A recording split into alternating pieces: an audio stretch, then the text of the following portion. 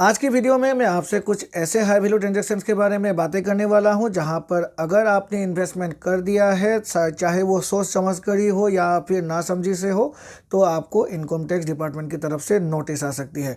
Income tax department आपको notice भेजेगी, आपको वो नोटिस को रिस्पॉन्ड करना है और अगर आपकी रिस्पॉन्स मतलब आप जस्टिफाई नहीं कर पाते हैं अपने रिस्पॉन्स को, तो खासा भारी नुकसान आपको भरना पड़ेगा।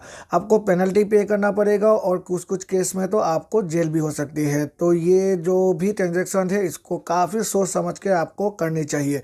ये जो वीडियो है, इस वीडियो को बनाने के पीछे का मकसद मेरा आपको डराने का नहीं है और ना ही आपको ये सिखाना है कि आप टैक्स चोरी कैसे कर पाए। तो ये जो वीडियो है ये काफ़ी इन्फॉर्मेटिव होने वाली है, क्योंकि इस वीडियो में मैं ऐसी ट्रांजैक्शन आपको बताऊँगा जो हम रेगुलरली करते रहते हैं और रेगुलरली करते करते एक लिमिट पर हमें रुकना पड़ता है, लेकिन हम रुकते नहीं हैं।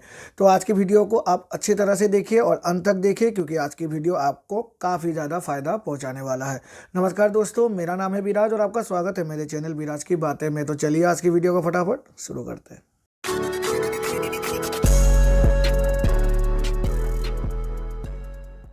सबसे पहली ट्रांजैक्शन है कैश डिपॉजिट इन बैंक्स।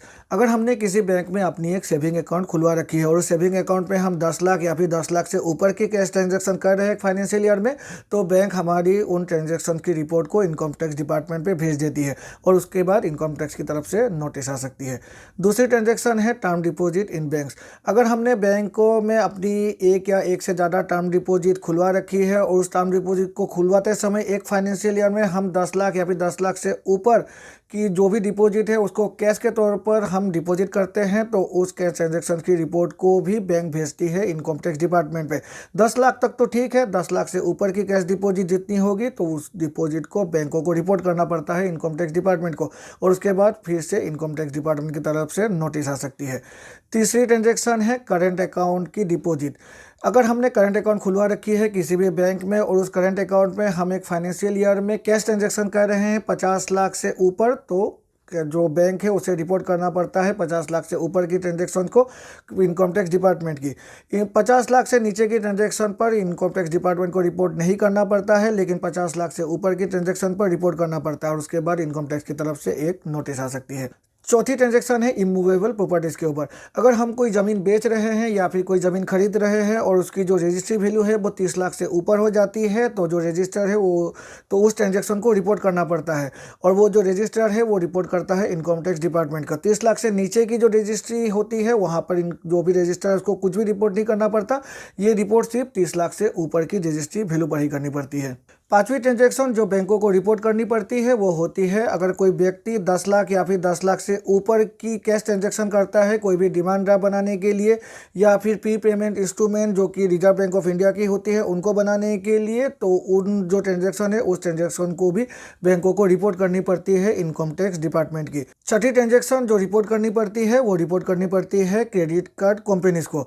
अगर कोई व्यक्ति 1 लाख रुपये एक साल में कैश ट्रांजैक्शन कर रहा है क्रेडिट कार्ड पेमेंट करने पर, और अगर कोई व्यक्ति 10 लाख से ऊपर की क्रेडिट कार्ड की पेमेंट कर रहा है, चाहे वो चेक हो या फिर चाहे वो एनईएफटी आरटीजीएस से ही हो, तो इन दोनों ही ट्रांजैक्शन को क्रेडिट कार्ड कंपनी को रिपोर्ट करनी पड़ती है इनकम टैक्स डिपार्टमेंट को। 1 लाख फॉर कैश डिपॉजिट और ये जो 10 लाख होती है वो 10 लाख होती है for any type of deposit under credit card bill payment, तो इसको भी आपको ध्यान में रखना है। सातवीं ट्रांजैक्शन है इन्वेस्टमेंट इन फाइनेंशियल सिक्योरिटी। अगर कोई व्यक्ति किसी कंपनी में 10 लाख या फिर 10 लाख से ऊपर की कैश डिपॉजिट करता है कोई भी इंस्ट्रूमेंट को परचेज करने के लिए, जो भी फाइनेंशियल इंस्ट्रूमेंट है, चाहे वो बॉन्ड्स हो या फिर डिवेंचर्स हो या फिर शेयर्स हो या फिर म्यूचुअल फंड्स हो, तो इन सभी इंस्ट्रूमेंट में अगर कोई व्यक्ति 10 लाख या फिर 10 लाख से ऊपर की कैश ट्रांजैक्शन करता है तो उस कंपनी को रिपोर्ट करनी पड़ती है उन ट्रांजैक्शन के बारे में इनकम टैक्स डिपार्टमेंट को, और उसके बाद आपको नोटिस भी आ सकती है। और जो लास्ट ट्रांजैक्शन जिस पर इनकम टैक्स की नजर रहती है वो उन पर्सन पर होती है जो होती है liable for audit under section 44AD। जब भी कोई व्यक्ति किसी भी सर्विस या फिर गुड को परचेस करने के लिए 2 लाख या फिर 2 लाख से ऊपर की कैश ट्रांजैक्शन करता है, तो जहाँ पर वो ट्रांजैक्शन कर रहा है तो उस अथॉरिटी को ये रिपोर्ट करनी पड़ती है इनकम टैक्स डिपार्टमेंट की। से मैं एग्जांपल के तौर पर आपको बता देता हूँ। अगर कोई व्यक्ति कोई गोल्ड ऑर्नामेंट परचेज कर रहा है और गोल्ड ऑर्नामेंट परचेज करते समय वो 2 लाख या फिर 2 लाख से ऊपर की कैश ट्रांजैक्शन कर रहा है, तो उस केस में जो गोल्ड की जो शॉपकीपर है उनको रिपोर्ट करना पड़ता है वो ट्रांजैक्शन। और ये जो भी ट्रांजैक्शन रिपोर्ट होती है ये पेन के थ्रू होती है। तो अगर कोई व्यक्ति जिसके पास पेन कार्ड है तो पेन कार्ड तो अभी होना ही पड़ेगा। अगर पेन कार्ड है तो पेन के थ्रू ही हमारी जितने भी ट्रांजैक्शन है उसकी नज़र रहती है इनकम टैक्स डिपार्टमेंट में।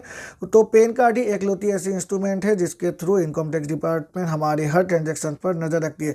अभी तो आधार भी लिंक हो गई है, तो आधार के तौर पर भी, तो आधार के थ्रू भी अभी इनकम टैक्स डिपार्टमेंट हम पर नज़र रखने लगी है। तो ये जो ट्रांजैक्शन है ये सिर्फ और सिर्फ कैश पेमेंट की ट्रांजैक्शन ही है जहां पर इनकम टैक्स डिपार्टमेंट की नज़र रहती है। अगर क्रेडिट कार्ड के बिल पेमेंट को छोड़ दे तो बाकी की बाकी सभी ट्रांजैक्शन जो है वो कैश ट्रांजैक्शन है।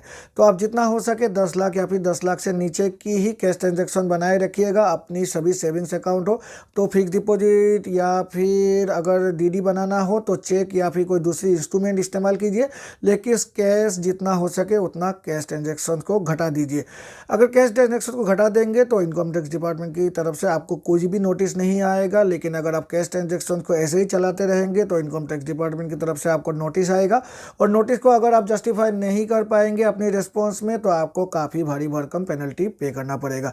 आशा है इस वीडियो को देखकर आपको कुछ नया इन्फॉर्मेशन मिला होगा, और अगर मिला है तो मेरे चैनल को लाइक और सब्सक्राइब करें, सब्सक्राइब करके बेल आइकन को प्रेस करें, जिससे कि मेरे ऐसे नए वीडियोज़ की नोटिफिकेशन तुरंत आपके पास मिल जाया करेगी। तो चलिए मिलते हैं अपने अगले वीडियो में, तब तक के लिए good bye and take care.